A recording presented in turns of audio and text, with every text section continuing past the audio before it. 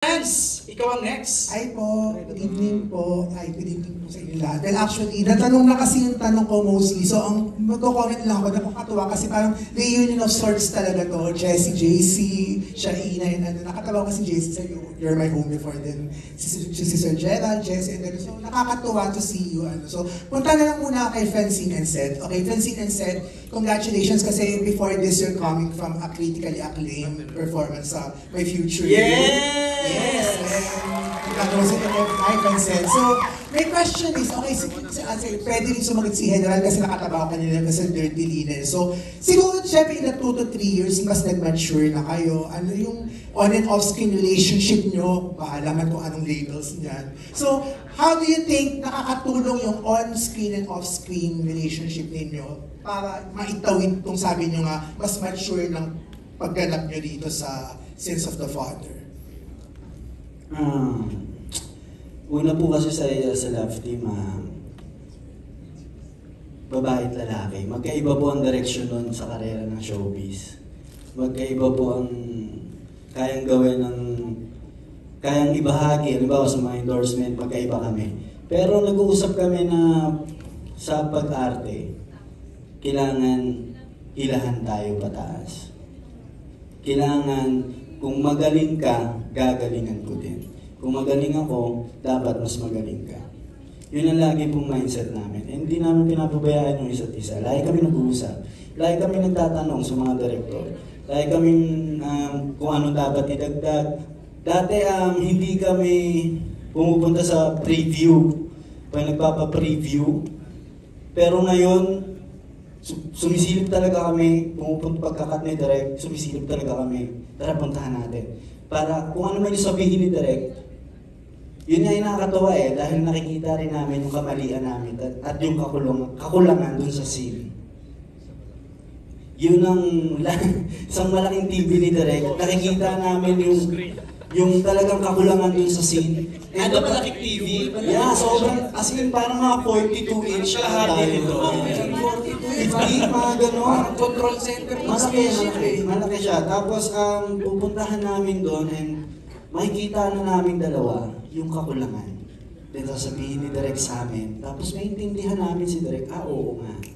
So doon nag-work. Doon yung parang, yun yung maturity na napuntahan namin. Yun yung samahan na ginard namin. Hindi po mahirap ang trabaho ng, mahirap po ang trabaho ng isang love team. And proud ako dahil umapit kami hanggang ngayon. And ito, gaganap kami sa Sins of the Father na isa sa mga inihintay din naming proyekto.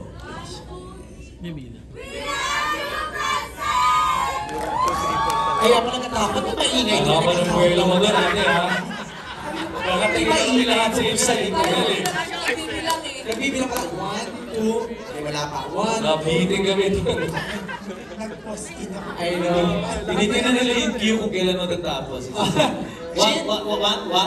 Shane, you wanna add doon sa sagot ni Seth na parang you're challenging each other? Nabanggit mo na kanina, no? Na parang... Opo, yun talaga. At saka, siguro ang may add ko lang, Kuya MJ, na sa serye na to, mapapakita namin yung kung ano pang kaya namin ibigay bilang mga aktor. Kasi pag sinabi mong love team, usually ang ina-expect sa inyo, kilig lang Romance, kilig. Yeah, kilig, heartbreak, pero we are so much more than that.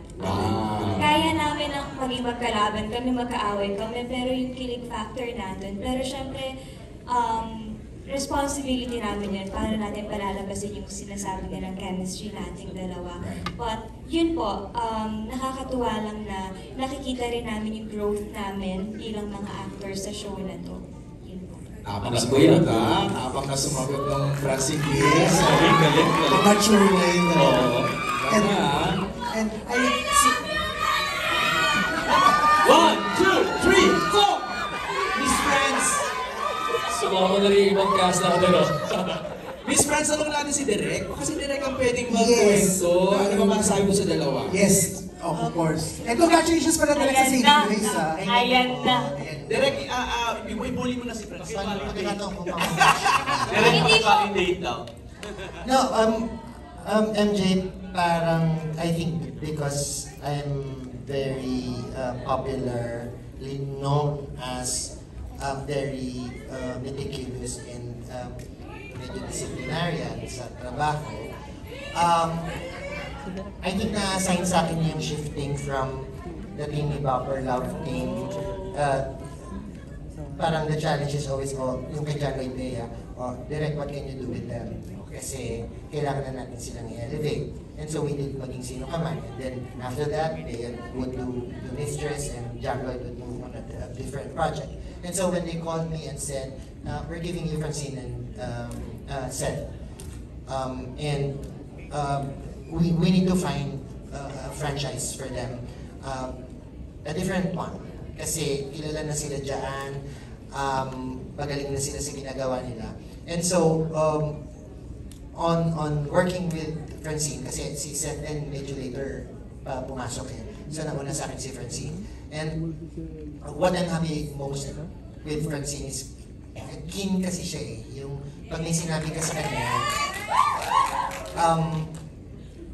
either yung artista natatakot magbago ng sarili niya or risky siya to embrace yung challenge. So, yun. And I try to make it fun for her kasi nung nakita ko na siya, tama nga naman, why do you limit yourselves na nandun kayo? When the talent is bigger, the talent is greater, na parang kaya ninyong gawin yung mas malaki pang roles. And in this series, napaka-challenging ng role kasi when you look at it, nakita nyo naman sa palabas, di ba? Dumating siya ng, tinatanong ni Lotlot, yung character ni Lotlot, sino ka? He's my father. So, at alam natin, yung kwento na iniwanan si Gerald nung tatay niya for another woman. And here, dumarating siya sa mundo nila, silang tatlo yung magkakatunggal. Francine is caught with the great performance of Lotlot and the intense performances of Gerald. Tapos, nakita nyo dun sa Abangan, napaka-unconventional yung pagkikita nila ni Seth. Siguro the test, ang fortitude niya sa artistry nilang dalawa dito, subukin muna sila independently without the comfort of yung dating nilang love team. Tumayo muna kayo bilang character. And I mean, every now and then, tignan mo na kung babasya ka ni Francine, di ba? At least sa akin. Oo, kasi she delivers well, even in Seth. Kaya sa amin, pag nagtatrabaho kami, fun lang. I admire them because first time ko rin po silang makatrabaho.